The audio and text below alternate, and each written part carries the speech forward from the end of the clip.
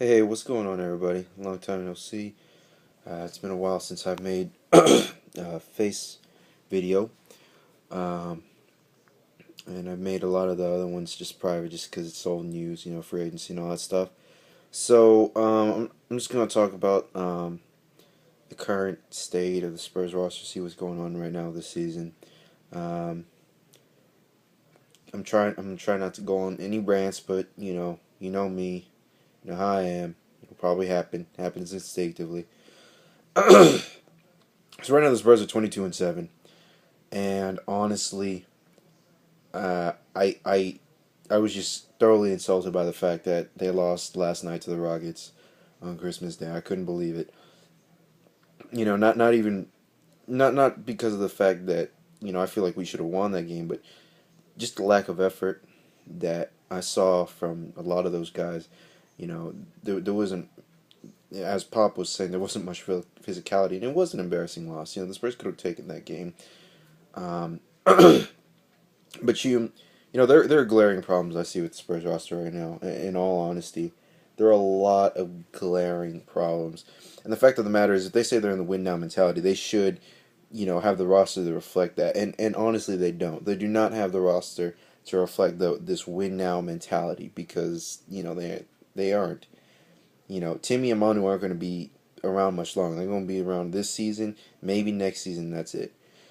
Um, and because the Spurs have done thus far a pretty poor job for planning for the future. I mean, in terms of budding superstars, all we have is Kawhi.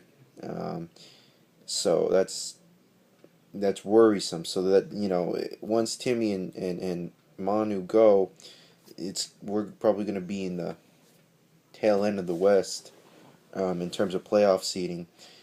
So that's just going to have to be how it will be for a few years, until we get back up there, and hopefully we'll find ourselves another gem in the draft. But we have a lot of problems, and one of the bigger problems is rebounding. The fact of the matter is our big man situation is awful. It is, and I don't.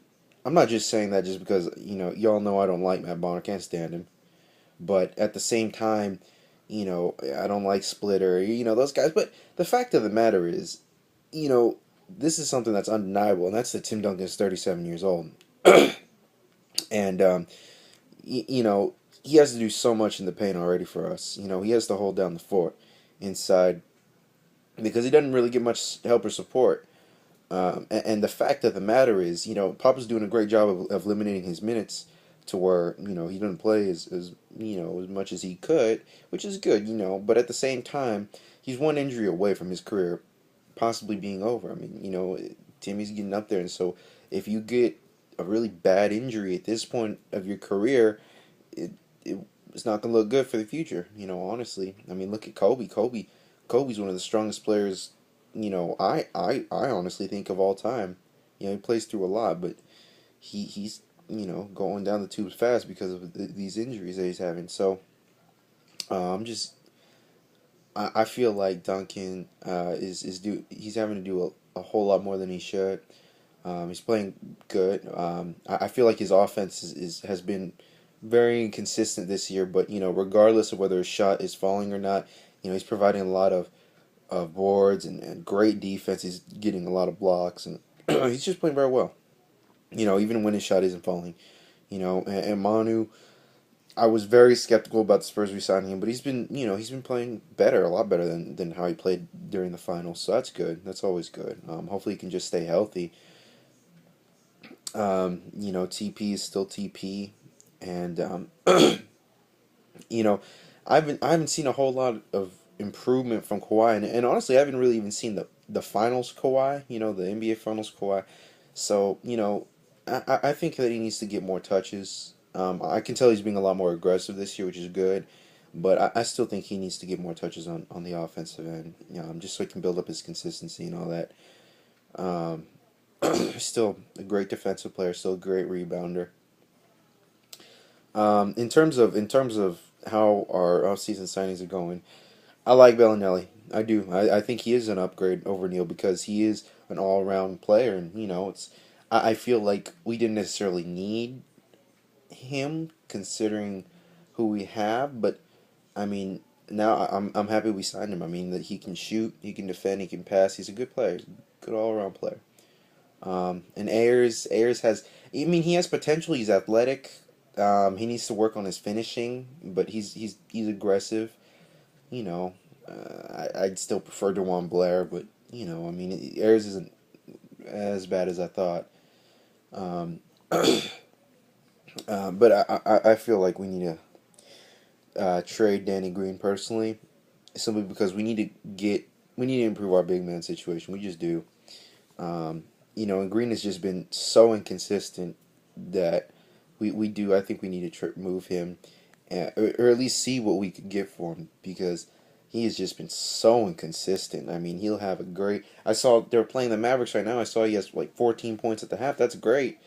But you know, see, he'll do that one game. The next game, he'll be ice cold. You know, and he gets good looks too. So you know, that's that there. Um, you know, I think we should explore our options for him. I think Ginobili could start. I think Ginobili would really benefit from starting because he's always been great. You know when he starts, and if not, Marco Bellinelli's a great player, and they have been starting him lately over Green, so that's that's good. He does deserve it. He's playing great.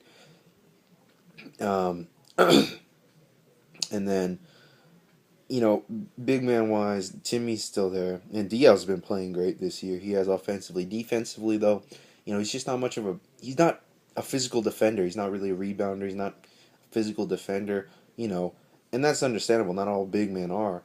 But he does provide offense, and he knows how to move the ball. He knows the Spurs system.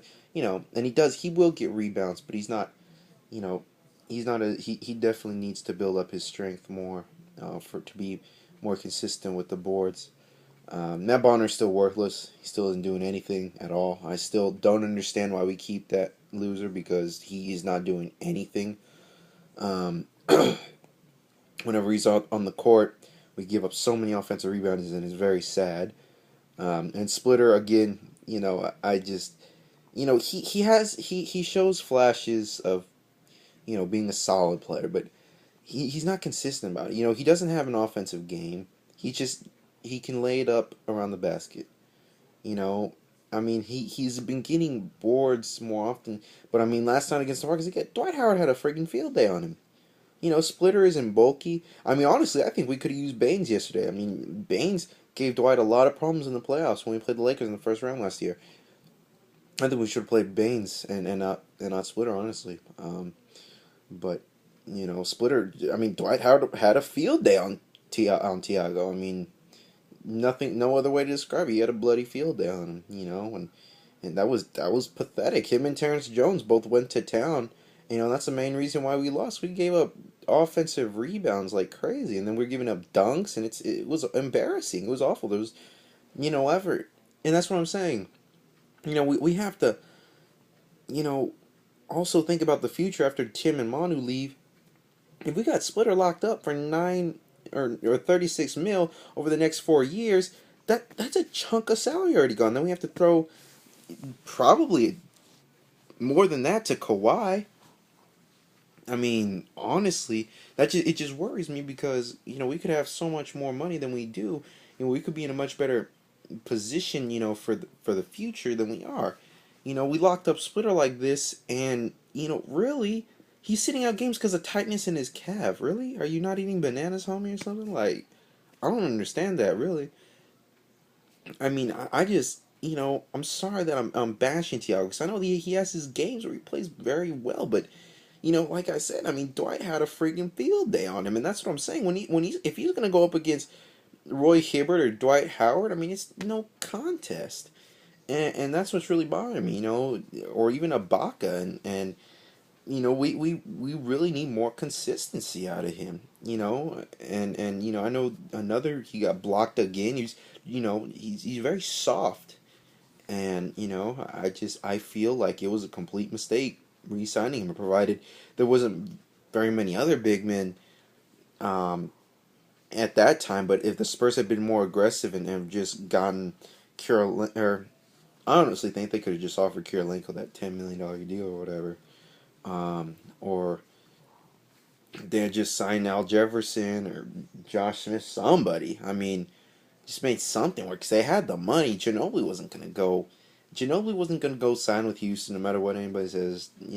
And honestly, we could have gotten him back for cheaper. I mean, we could have signed a really good big man.